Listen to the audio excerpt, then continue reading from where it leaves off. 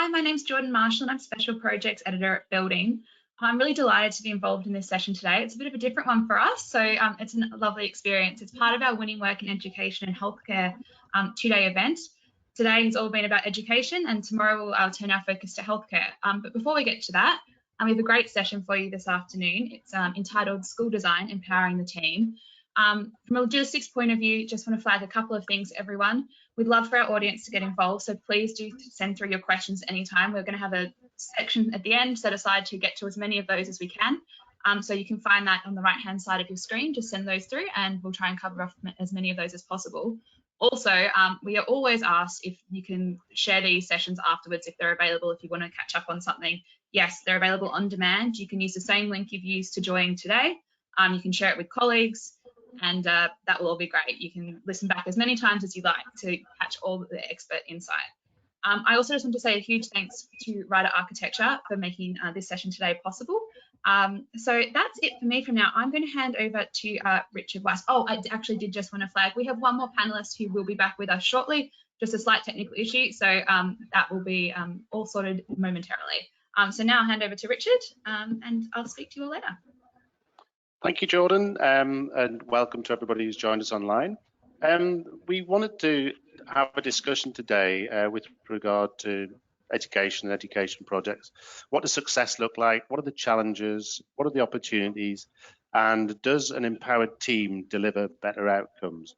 So we want to understand what we believe by empowerment and how we think it impacts what we do. We have a fantastic panel of people that Ryder have been fortunate enough to work with and are working with at the moment. Unfortunately, one of the panelists from Scotland who was going to represent us with our work up there at the moment is having technical difficulties. But if I could introduce you first to Sue, if you can share what you do, Sue, and what your role is, please. Yes, thanks, Richard. I'm Sue Aviston. I'm Head of School Organisation and Resources for Northumberland County Council. And one of my areas of responsibility is around capital investment in our school estate. Northumberland is probably quite a vast area. We have 166 schools in our area. And I've currently got a programme of about £110 million worth of investment planned over the next 5 years within our school estate, typically around secondary provision as well as some special school provision that we're looking at as well. Thank you. Thank you very much. Natalie, please. I'm Natalie Thorne. I'm the school business leader at Whitley High School. I'm a member of the senior management team and the project lead for a new build, which is currently happening on site due to complete next summer, which is being provided by BAM Construction. And John, nice segue. Thanks, Natalie. Yeah, so I'm John Scarhill from BAM Construction. I'm a pre-construction manager based in the North East office in Leeds, and I tend to get involved in the school bids, basically, a lot of BFE, but also for local authority. I've probably been involved in 15, 16 school projects over the last few years. So yeah, schools seems to be my specialism, if you like. Fantastic timing. Neil, we were just introducing everybody, so if you are back in the room, brilliant timing, you can introduce yourself too, if that's okay. I can't hear you, Neil, but I don't know whether that's just me, but.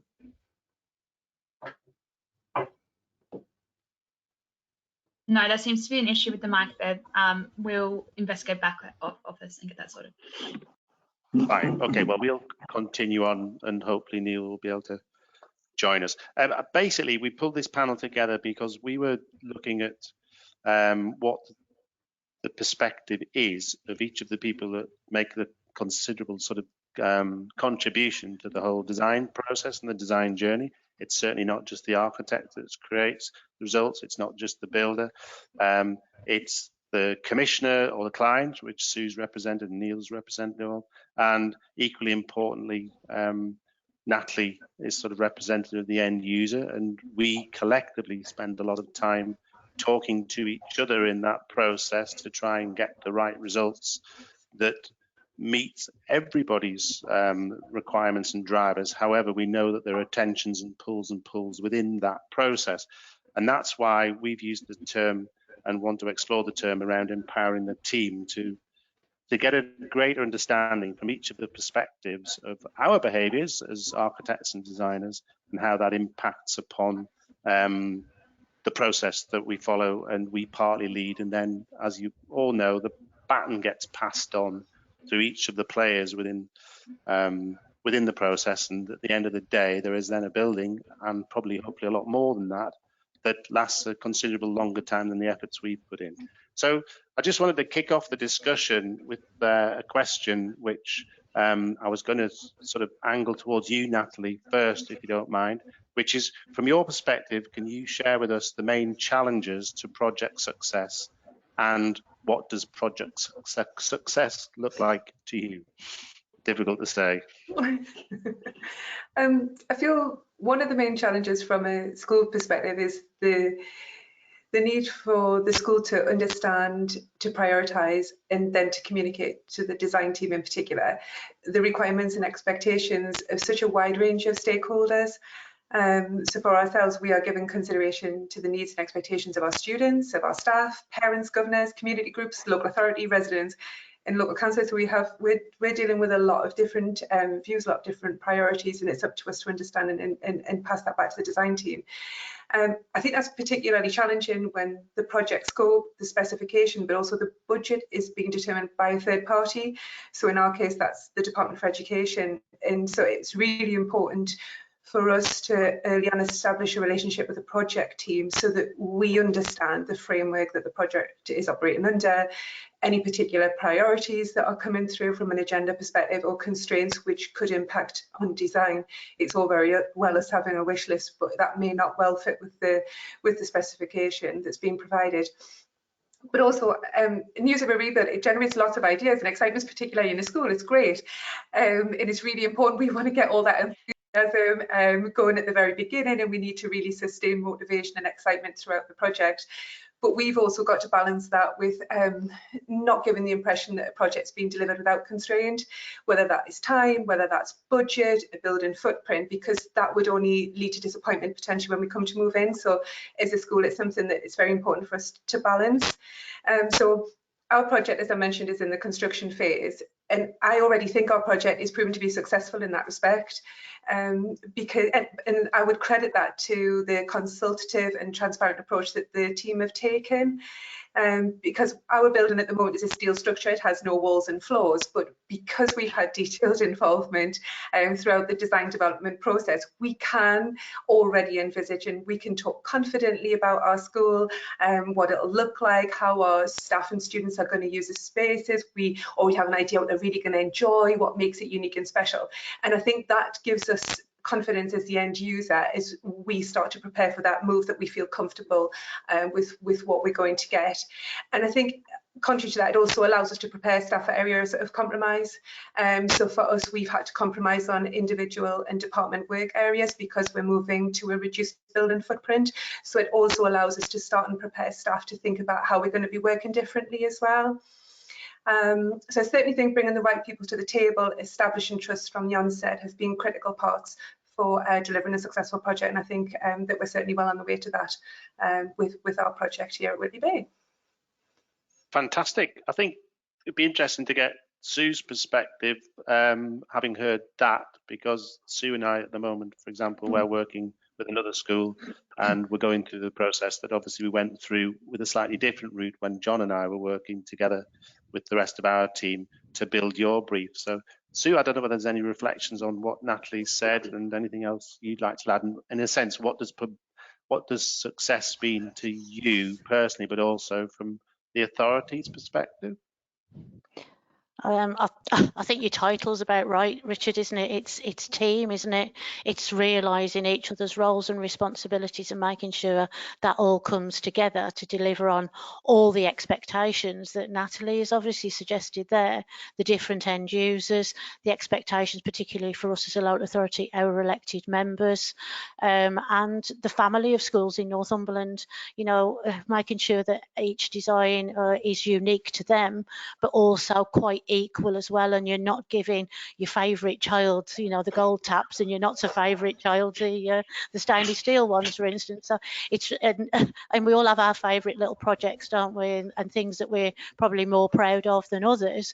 But it's just making sure that you do put that effort and energy into every single project, and still, you know, one of the very first ones that I did, you know, 15, 20 years later, are still immensely proud of what we've achieved, because the flexibility and the adaptability in design, again, one that we work with riders, but is still standing the test of time 20 years later, and is in absolute pristine condition, even though it's in one of our more challenging areas, because everybody looks after the building. They're very proud of it as well. So I think that's real good testimony to design and teamwork, and I think that's the biggest challenge, is getting everybody to be honest and to work together, I think. I think just on reflecting on honesty, I think what I've learned, and I suppose I'm a bit long in the tooth now, is you do have to be absolutely direct and honest, and there's no point in promising things that you can't deliver. And I think we learned that as a practice a long time ago. And we talk about robust honesty being a virtue, not something you should shy away from. Obviously, being bloody minded and rude isn't what we're about, but I think it's incumbent upon us, because we're building briefs together, is to say that's a bridge too far, you can't achieve that, or if that really is the nub of what we're trying to get out of this, something else needs to give. Neil, I don't know whether your microphone's working now, but would you like to reflect upon what we've talked about, just in terms of what you perceive to be the main challenges and what success looks like for yourselves? Hopefully you can hear me now, Richard. Fantastic. Yeah. I've had a few problems. Success maybe personally at the moment would be an internet connection, a working internet connection.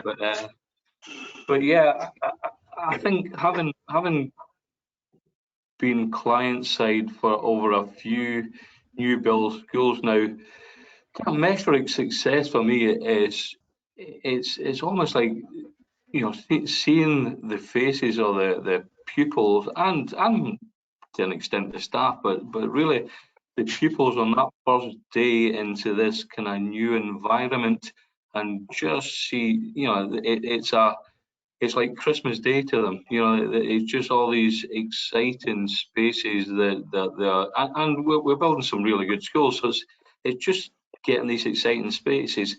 And I guess the kind of legacy is not getting the phone call 6 months later that something's gone wrong. So I think that you know, embedded quality all the way through is a success factor, and that and as Natalie and Sue both said, it is going right back to, you know, getting the team together, you know, assembling the team, getting the right team together, working together, and just we all have a common goal. There'll be conflicts along the way, obviously, but we, at the end of the day, there's a common goal that we're all striving towards. And okay, success is seeing happy faces when people move in.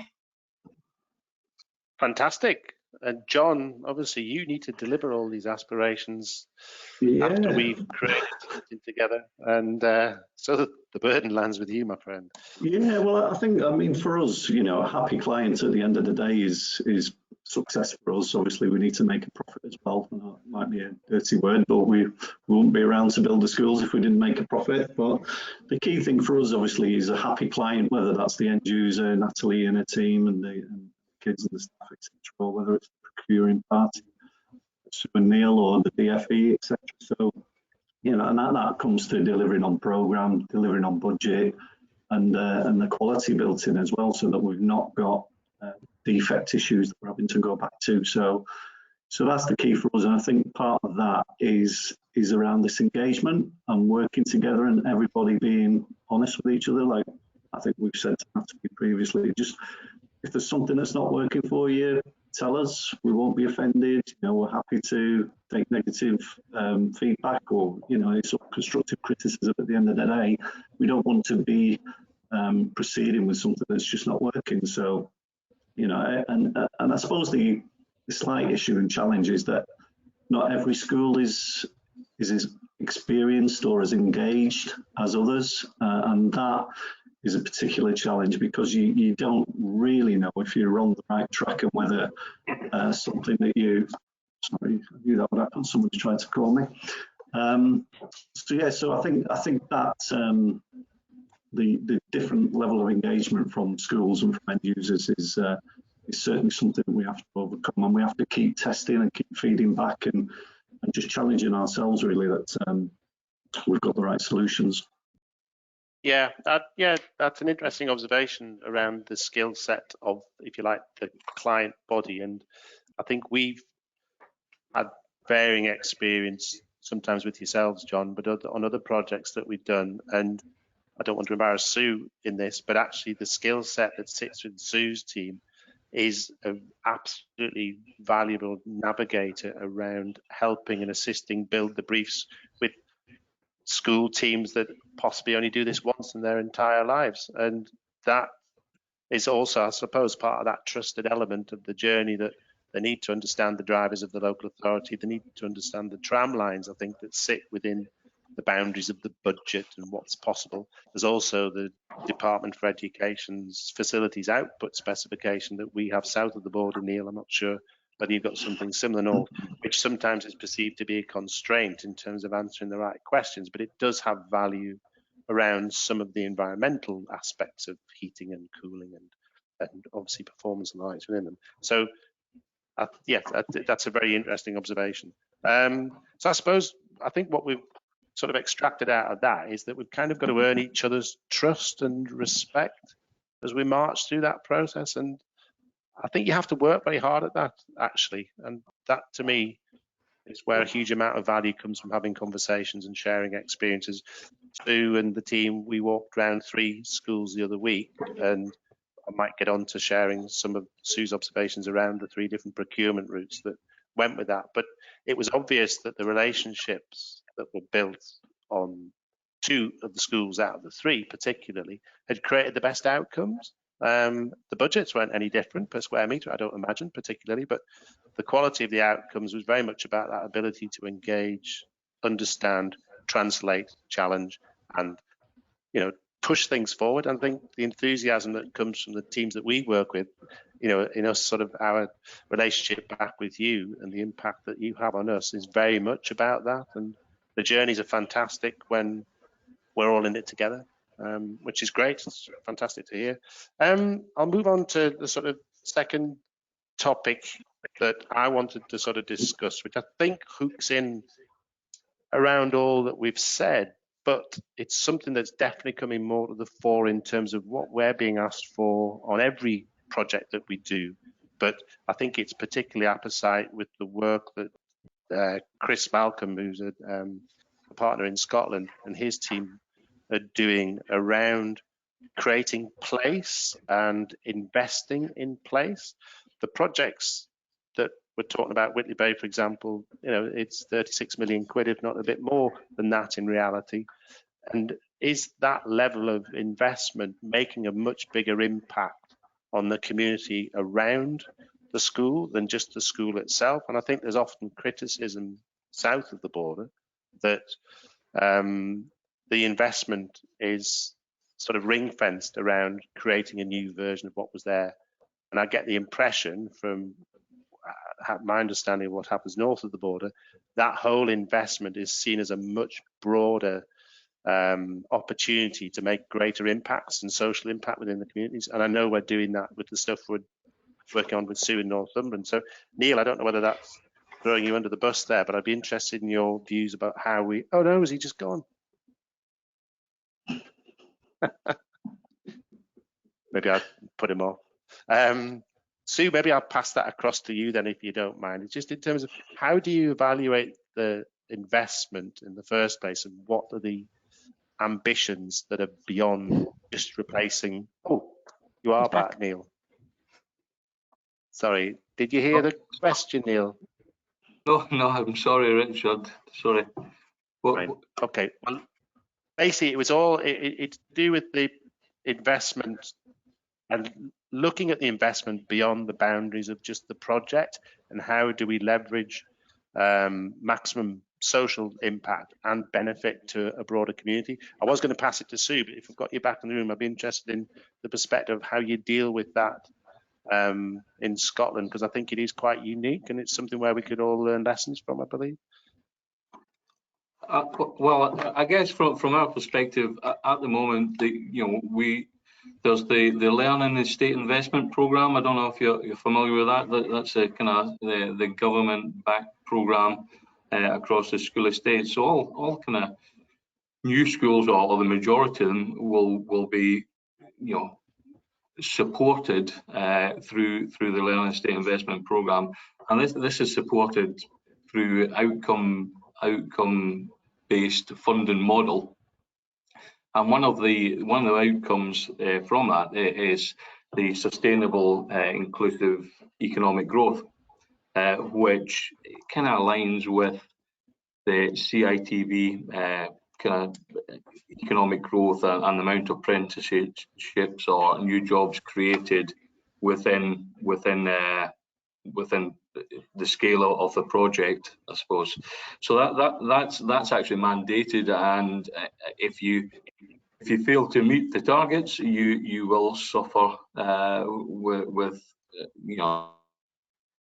support, or you will get less financial support. So there's a big incentive for us to comply with that. The likelihood is we will pass that on to the likes of John or any of the contractors to make sure that they fulfil that obligation for us. But over and above that, we have the Hub programme, and there's a lot of performance indicators around economic benefits and community benefits that Tier 1s have to actually achieve to win the work. And generally with the schools project, this is almost like the USP for the contractors. This is the one that gets most attention, and generally to win a gig these days, you have to go above and beyond the baseline metric that are set.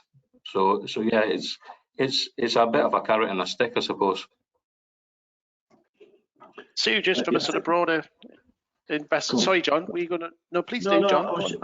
I was just going to say, I think the only way to really entrench the social value is to make it a contractual requirement, because if it's a KPI or it's use reasonable endeavours, etc., is it really given the emphasis it needs? I think if it's a contractual requirement that you shall, I don't know, procure 50% of your supply chain locally within a 30-mile radius, or you will employ 30 apprentices, whatever it is, I think the only way to make it stick is to make it, it's not going to be a popular suggestion, but I think it's the only way you're really going to give it the focus it needs is to make it a contractual requirement. How do you make what they're doing in Scotland, Neil? How do you make it stick, John? Sorry, that's the question, because being location, I'm in Dumfries at the moment, and I didn't think I was that far out of the main network, but contractors are suggesting that there's a location factor here, so it's making sure that we can, it's all endeavours to get the local supply chain involved as subcontractors. But historically, I'm fairly new to Dumfries and Galloway Council. I was in Central Belt with West Lothian, and probably could have said that in the introduction if I'd have been here, Richard. But yeah, so I never encountered those sort of issues previously, but certainly looks like that there's issues getting that, if you're tying it down to a catchment area, it's a real struggle, I think, down here, and probably the same in the Highlands, the other end of the country. So yeah, how do you enforce it if it can't be achieved? Yeah, it must be more difficult in a rural location, definitely. Yeah, I suppose we've got the luxury of working in Leeds, Sheffield, Newcastle, etc., those sort of areas where there is already an existing supply chain to draw on. So yeah, I don't know what the answer would be for rural areas, but yeah, I can imagine it's a big challenge. Yeah. So you're just in terms of slightly broadening that out in terms of the social context of the investment itself, not just the sort of commitments that are drilled down to us. How do you do that in that political arena, and what are the drivers? There's a big question for you. It is, isn't it? Yeah. So yeah, I think from a Northumberland point of view, isn't it? You look at education, schools are only open part of the year, aren't they? We're not actually fully realising the investment that we're making. And again, it's not DFE funding. When we talk Northumberland and our investment in our recent projects, that's our own money.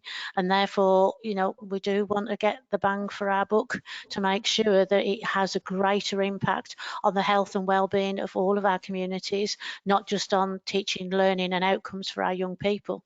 So again, I think you know the last 2 or 3 projects that we've done has very much not only had the schools at the heart, have also had our communities at the heart. And you know, that fantastic hub that we built in Ponteland, and the construction there, and bringing 2 schools together, a leisure centre together, and it becoming the heart of the community is just something that we're, you know, really, really proud of. You know, sitting there at 8:30, you know, half term, and watching the building being full at 8:30 in the morning. There's a group of older residents finishing the Keep Fit class. There's young children playing on the click and climb and jumping up and down the, you know, the climbing wall, and swimming lessons going on, and you know the library being used. It was just, I couldn't believe what a hub of the community, you know, that particular project's done. So, I mean, it's a pity that we're not doing more of that, you know, from a personal point of view, but every community is different. The needs of community are different. And we, you know, we look at it as we go. I mean, the one that we're working on with you at the minute, Richard, isn't it? It's a, you know, it's a smaller sort of like leisure offer because it's a much smaller community. But yet again, you know, it's not just for the school. It will be open evenings, weekends. We're enhancing sporting facilities for the sporting clubs. So, yeah, I think when it's a local authority driven project rather than DFE, it is about place and it is about community. It's not just about, as you said, you know, just creating something new but the same.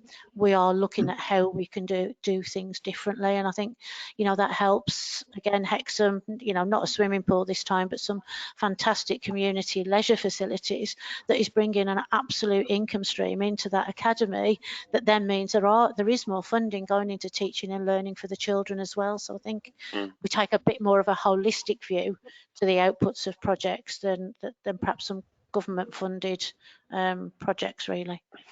I suppose it's that circular economy, isn't it, that it pulls all the way back through. And I suppose I've been thinking about in the context of the project that we're working with you at the moment, that it's a huge undertaking, particularly with the volatility of the pricing of energy at the moment, that we're building a swimming pool as part of that complex for the community and the benefit of all the children, that the feeder schools and everything else. But actually,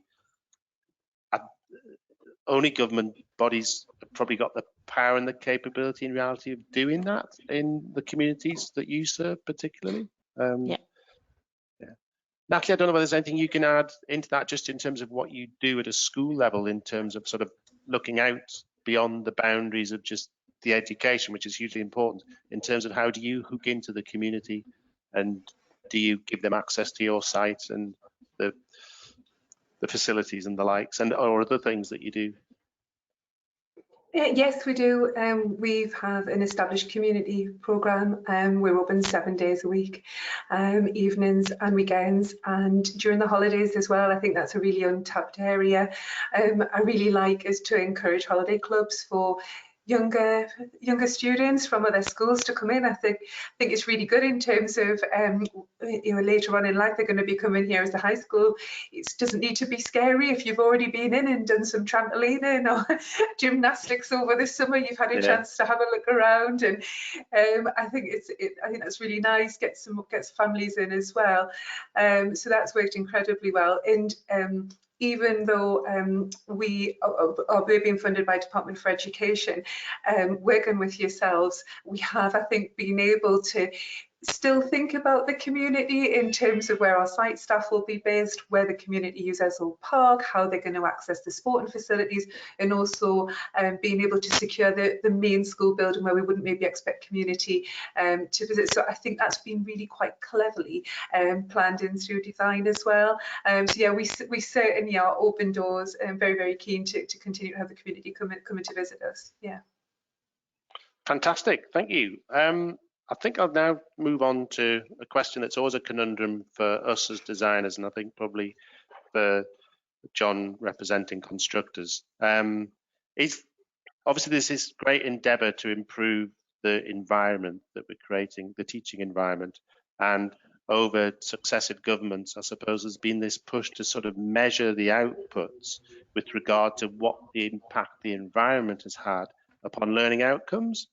And the reality is, I don't know how you can do that. So we will always push for great spaces and places and linking spaces, but also at a very much less obvious level, I suppose, how well organized a school can be in terms of how it's designed. We've done a lot of work with Sue recently, and we did a very similar exercise with you, just making sure that you had passive supervision. It was easy to circulate around those spaces.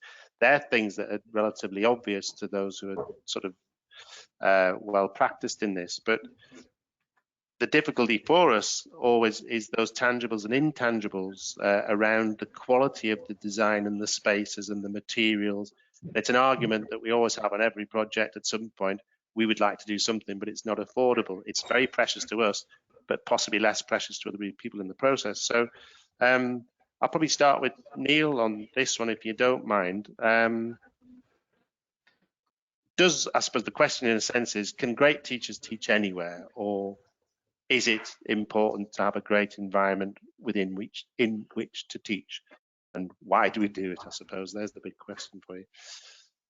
Okay, I'll maybe flip that round, Richard.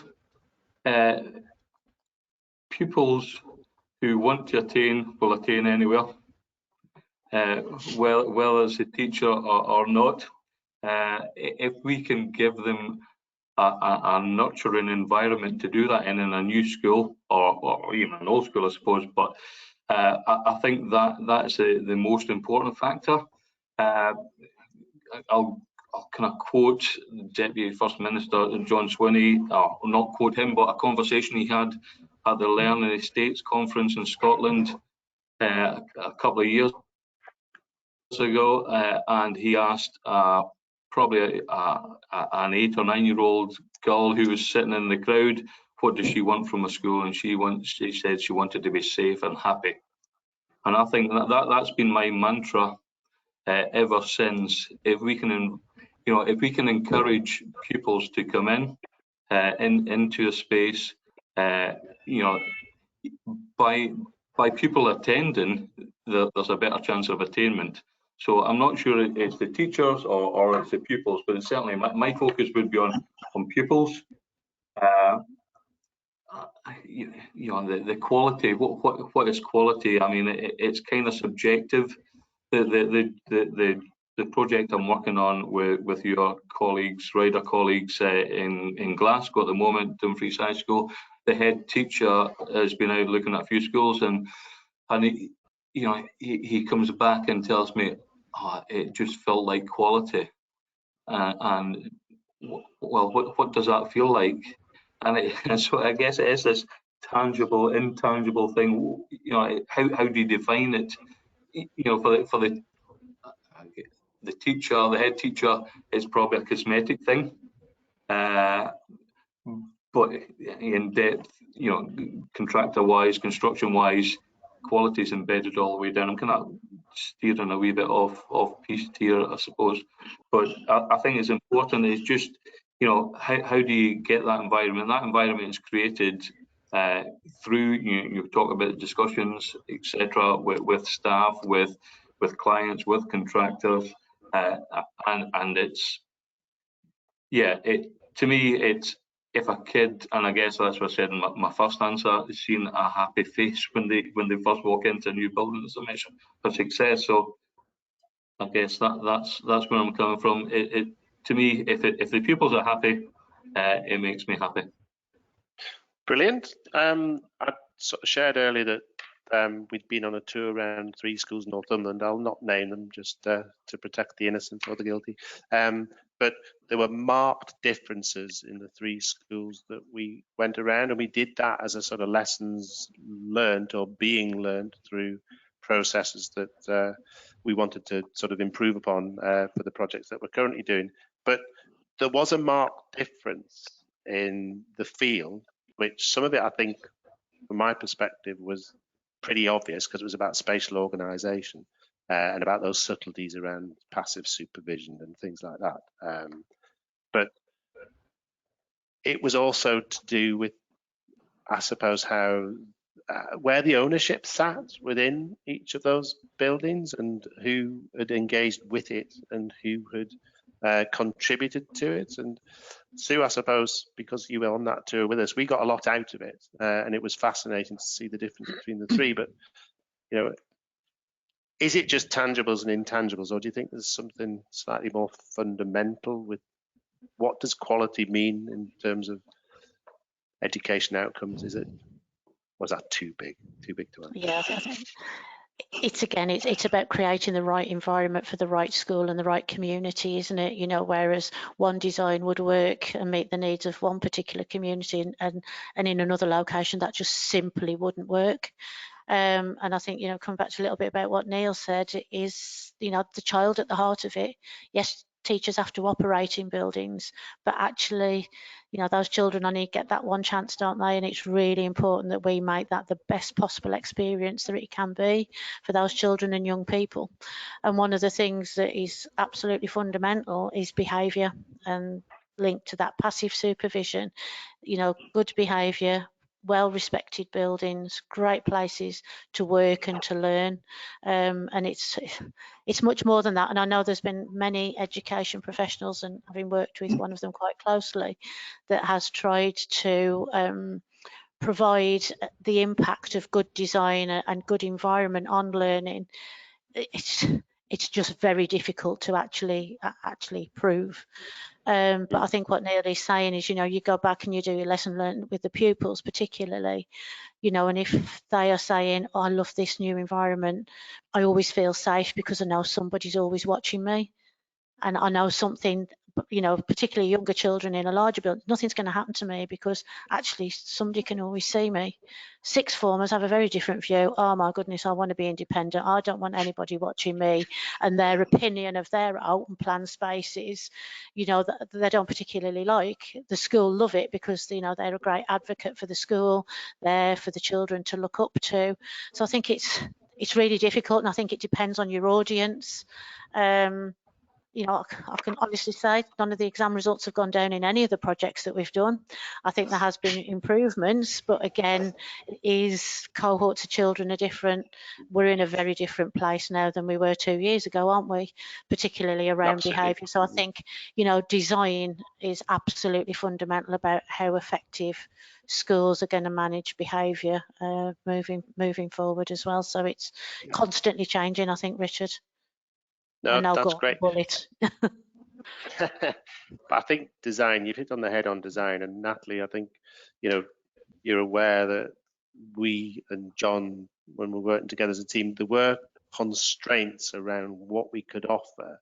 But I hope we sort of navigated through a process which eked out and leveraged as much value as we could. So I suppose, without wanting to flatter either myself or John in all this, what are you expecting, I suppose, out of that new space? And in terms of what you've had, and I know you're not in it yet, what do you believe is going to sort of make the difference, if you like?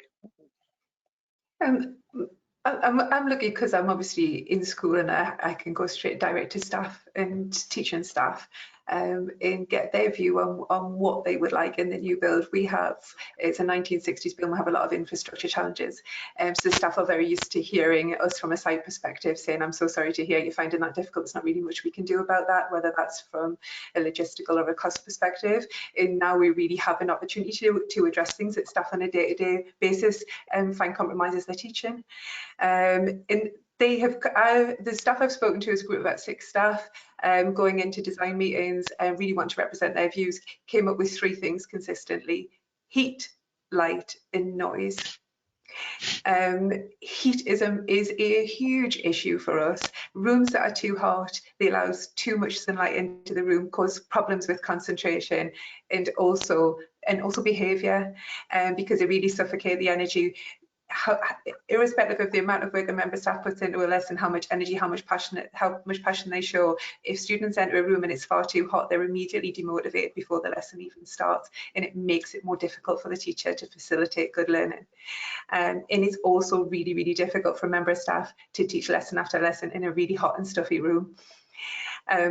The lighting is also it is really important, because it has to be balanced, it has to be sufficiently well lit, but we also have to think about the practical considerations of facilitating learning, i.e. the ability to see a whiteboard. Thinking about even down to the blinds, the teacher being able to have the capacity to control that and to change the space according to what they're asking the students to do.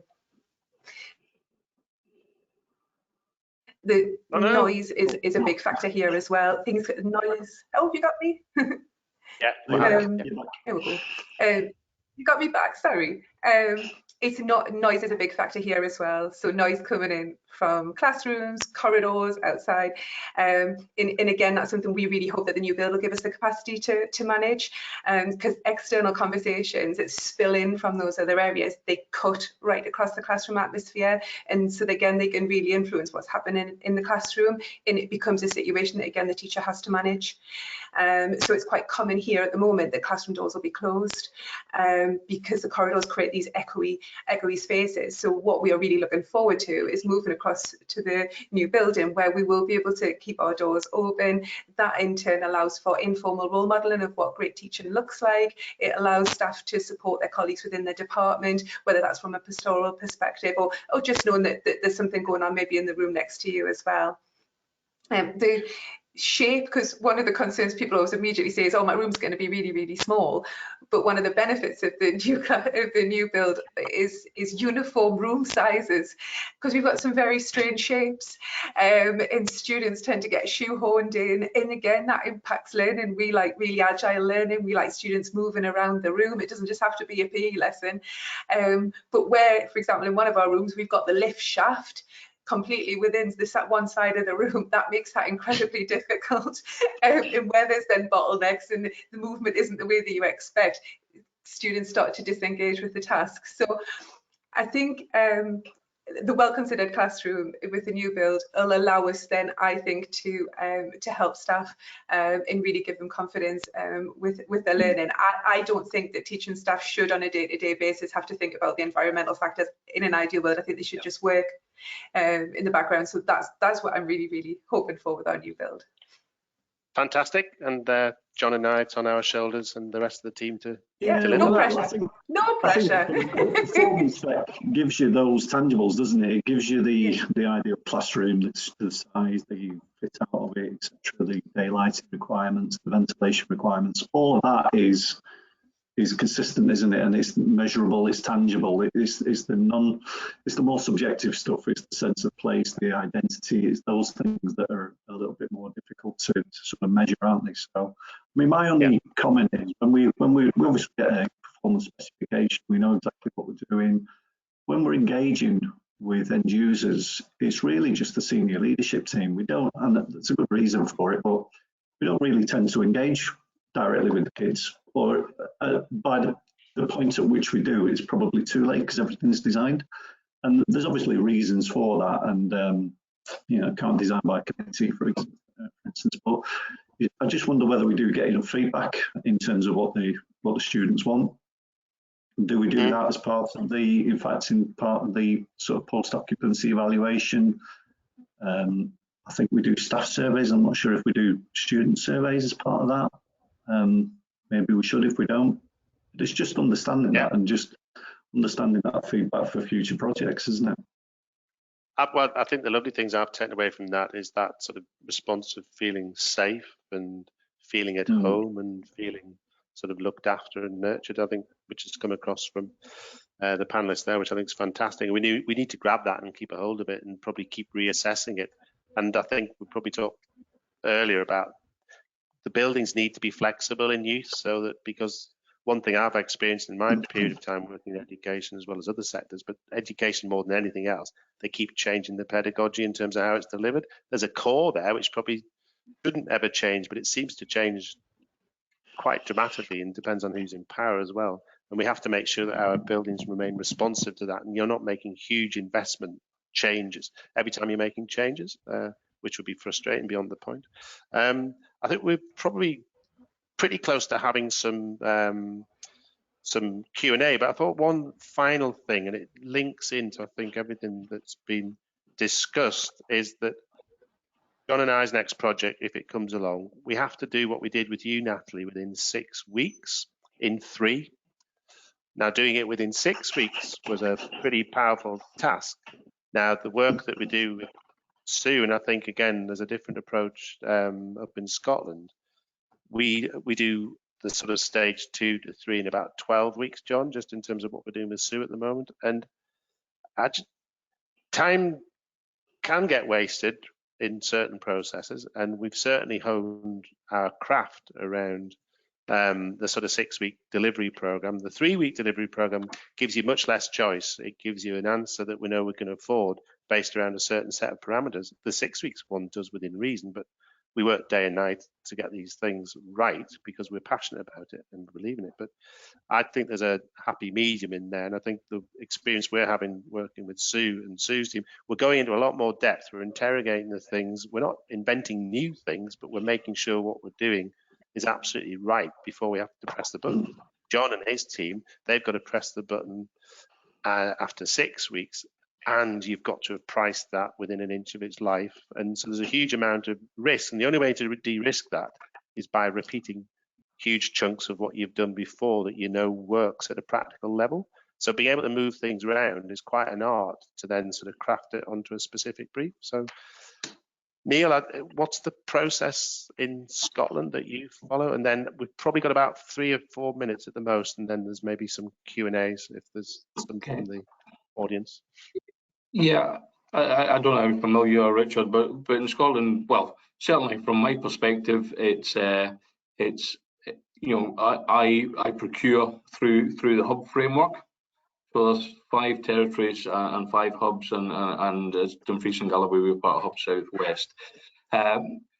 So yeah, when you start a new build, you know, I think Sue had mentioned that, you know, you can't just put the same building on the same site, so everything's got to be specific to the needs of the users. So the hub have kind of a stage 1, stage 2. Stage 1 will take you through to RIB, stage 2 perhaps, stage 2 will take you through to RIBA, stage 4. But in advance of that, we now go through a strategic service where we bring strategic support services, where we bring the architects design team on to try and help us develop the brief. This is working with your colleagues in Glasgow. This is the first project in Dumfries and Galloway for new build secondary school for several years now. So it's, you know, the ethos, the thinking of how it was maybe 5, 6, 7 years ago when we started designing the last one. Things have changed and things have moved on. So we kind of try that there's this kind of move to the right, kind of movement going on, I suppose, where we try and bring a lot of the design work earlier on to the process. Again, and it helps with the budgets, helps with, you know, cost certainty. It helps with us, you know, getting it right, and there's a lot of engagement involved there with, you know, John, you talked about talking to the pupils in advance. You know, we've gone through consultation with the kids in the school at the moment, kids in the feeder primary schools, along with staff, along with users groups. So out of that, we try and establish a brief. We have a fairly fluid metric, I suppose, from the Scottish Futures Trust. So it's not a defined X amount of classrooms. It's an area per pupil, which allows us perhaps a wee bit more flexibility than what you would get from the DFE, to allow, you know, the architects to be a bit more creative as well. So I think, yeah, we kind of spend a wee bit more time. It was quite worrying when I heard you talk about 3 and 6 weeks to do that part of the work. Yeah, I think we're a wee bit more generous in Scotland. So it sounds pretty parallel to actually the system that you do in Northumberland, doesn't it? That actually, because we've been involved with the OBC and built a more extensive brief and a greater understanding of the schools we've been working on prior to then pressing the button to develop stage 2 and stage 3. So it sounds quite similar, doesn't it? Yeah, it does. And again, it's different approaches, isn't it, depending on the uniqueness of each of the projects as well. So, I mean, you know, where we've had listed buildings and some of the routes we've done, it's not a 3 weeks fits all, is it? It's a bit more bespoke. Absolutely. I think we probably need to wrap that up, unless, John, you want to make any final comments around looking forward to the 3-week version. Not actually, no. I'm quite lucky. My next one's a direct award from DFE, so happy days. No 3-week competition with me just yet. Absolutely. Fine. Natalie, I don't know whether you want to make any final comments, but we did cover a lot of ground in that 6 weeks, which was probably 12 weeks and 6, if I'm honest about it. But yeah, it was a very intense process, and I think I would worry with such a condensed program if the output, if we give the opportunity to refine the design towards the end of that, such a tight, because I think that was certainly the benefit that we had, having the opportunity to spend time with you all and really seeing how at the end of every meeting you took our feedback away, you refined the design, you brought it back and you replayed it. And I think by the end of that, we had a really, really strong design. And I think I would worry with 50% less time how we would do that alongside our jobs. This is it from a school perspective. It's additional, and that can be quite challenging then to make sure we're spending sufficient time giving you everything that you need in terms of feedback. Fantastic, thank you, Jordan. I don't know whether there are any questions. No, but we've got a few questions coming in. Take over and share that. I just want to start off by saying thank you so much. It was such an interesting conversation to listen into. To our audience, do keep sending them through. We'll try and get through as many as we can in the next few minutes, and we can also try and pass them on to the appropriate person afterwards if there's anything we don't get to. But one of the first ones that have come through, or not one of the ones that's jumped out at me immediately, is how do you deal and negotiate the differing objectives between schools' ambitions and the DFE model? How do you go about balancing those different, counterpoints? I'm happy to, I don't want to pick on anyone, so if anyone particularly wants to go first, go for it. Otherwise, I think having had a lot of experience of it, you navigate through the landscape and you know, in a sense, where some of the priorities lie in terms of where you've got the latitude to not break the rules, but eke out the right answer. And that comes down to, I suppose, having the conversations, having the feedback directly. And, the Whitley Bay experience is the last one we've done when we've been in that arena. And there were certain issues there where we collectively thought it was the right answer. And quite honestly, at one point, the DFE didn't think it was the right answer. So we collectively felt it was important that we held our ground. It's difficult when you're in competition because you can win and lose it by how it's behaved. And the follow-on project that we've done on the back of that project, again, there were some issues in that we felt were better represented by doing things slightly differently. And there was some value attached to doing them that way. So it depends which carrot you dangle with regard to the benefit of the outcomes. And I think from Natalie's perspective, the school wanted certain things and actually were prepared to put a little bit of money in the pot just to help achieve what they wanted. So you can negotiate a position, I believe. John, is there anything you want to add on that? Yeah, I think so. I think it's just being honest with everybody as to what's achievable and what isn't, and things can be done. But if the school has a particular desire for something that the DFE won't fund, and we did this on Whitley Bay, Natalie, I think the school have funded quite a substantial amount of additional items because they were things that they wanted that the DFE wouldn't fund. So there are ways around, to deliver what the school want, even if it's above the DFE brief. But I think you just have to be honest to say, this is what's included. If you want that, yes, you can have it. You might have to fund it, or you might have to give something else up. The other thing we do, and I think this is where Ryder's in particular very strong, is looking at ways where we can future-proof the scheme to build in little areas or little design features that can be adapted and are flexible, that the school can then adapt over time and give them more space or a different different type of space. So I think we're pretty good at identifying opportunities to include a fairly, well, minimal, if any, cost, but giving the school the opportunity to change things in the future. Absolutely. Just a quick one from me off the back of that. Has the pandemic adjusted that requirement for flexibility? Is there a greater requirement for flexibility or a greater want for future proofing now than there was, say, 3 years ago? Anyone want to put the hand up on that one? I think the main thing that's been common to me on pandemic-wise is ventilation. That's the main question that I've had around recirculation systems, and in the event that something were to happen, how would we manage that? So that's really an infrastructure question that we've been able to answer. Brilliant. We can move on from that one. One of the other questions we have here is about budgets, especially at the moment, given there is so much inflationary pressure, broadly in society, but also specifically within construction projects. Are current budgets sustainable, and are there measures and interventions that could be taken to make them so?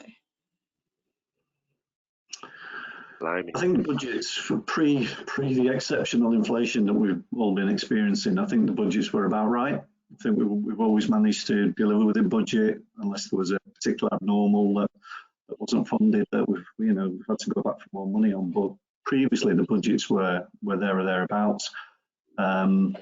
It's just gone bonkers, hasn't it, in the last year or so, and steelwork's gone up another £250 a tonne in the last couple of weeks. So it doesn't seem to be slowing down or stopping. So I think it's a real challenge, and it's a challenge for contractors, particularly when you have to try and forecast what that inflation is going to be when your project might be a 2-year-long project. So it's a real challenge for us to deliver within budgets. I think the answer, I think clients need to be realistic. It's not contractors profiteering. It is a real issue. It's supply chain driven. I think BFE have been pretty good in terms of adjusting their funding formula to reflect the current volatility. So I think we just all need to be very clear on where the problems lie. There's not a lot of fat in these budgets. There's not, if you ask me to VE one of the schools and take £500,000 out of it without taking area out, I don't think we could do it, because there's no fat in the design. So they are very lean designs and lean schemes. So it is a real challenge. I don't know whether the answer is to go more open book with clients and just be very clear in terms of this is the cost for the steelwork, this is the cost of cladding, etc. I don't know if that's the answer, if it would help really, but it's the budgets have been okay. It's just obviously with the latest with the last few months of volatility. Brilliant. No, absolutely. I guess we have covered a lot of ground in this, so I sort of wanted to loop back with an overarching question, which we've covered in lots of different ways throughout the topic, but hopefully it's a good note for us all to end on, and I might try and get all of your thoughts on this. Overall, when it comes down to it, what makes a good school? What, sets a good school project apart from one that's maybe could be judged less successful? I'm sure you guys are only involved in successful ones, so it's fine. But yeah. I think a great brief, and I think the responsibility for getting that brief doesn't just sit with the client for it to be written down. It's for us to generate that through conversation and elicit the views. And John's talked about pupils and the likes, which maybe we should draw a bit more of that into. But they are great briefs, realistic objectives, and being in a trusted process where everybody is heard within that journey, whether they're the designers, the contractors, the clients and the end users. And if you get buy into that, success should be there. It should be just implicit in the process. And we should all be there to be happy to be challenged, and other people bring their experience that they brought in elsewhere. So I think it's the open book and the effort that goes into it that creates a great outcome. But the school, at the end of the day, and it's fantastic being working with likes of Natalie, they need to take ownership of that and not feel as if something's been imposed upon them that then people rail against, because people don't like change. And there's a huge journey of taking people through and getting them to adjust to the environments they're going to be in, which is part of that soft landings process, which start pretty much as we start designing. don't know whether anybody else wants to. Absolutely. Is anyone brave and wants to go next?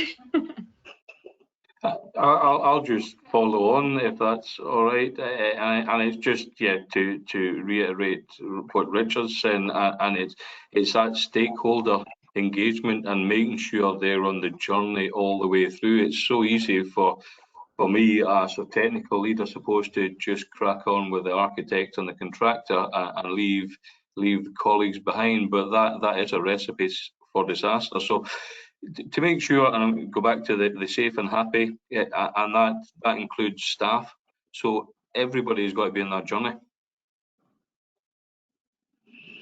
Wonderful.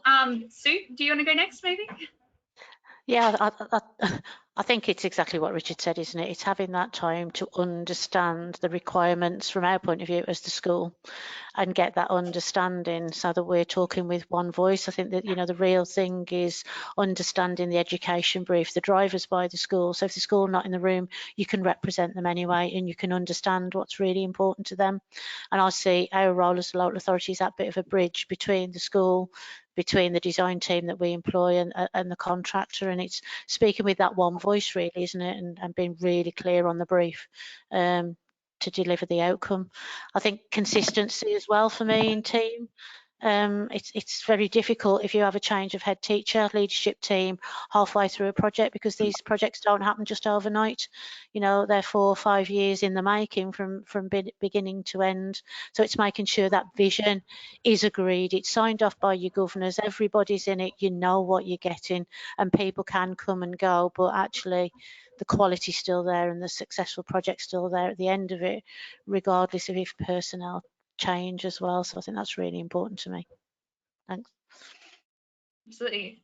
John, Natalie, either of you keen to add any more for any more? I can add, I think it's student and staff centred.